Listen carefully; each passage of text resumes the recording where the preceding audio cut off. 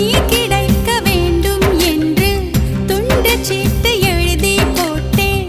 பேச்சியம்மன் கோயில் சாமி பேப்பர் சாமியானது என்ன? கண்ணுக்குள்ள ஓடிய ஒன்ன துரத்த மனசுக்குள் நீ வந்து ஒளிஞ்ச. மனசுக்குள் ஒளிஞ்சிடும் ஒன்ன பெறட்ட உசுருக்குள் நீ மெல்ல நுழைஞ்ச.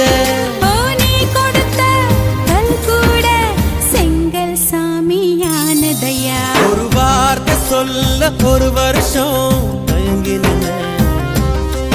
அந்த பார்வை பார்க்க முடியாம நான் ஒதுங்கி நின்ன.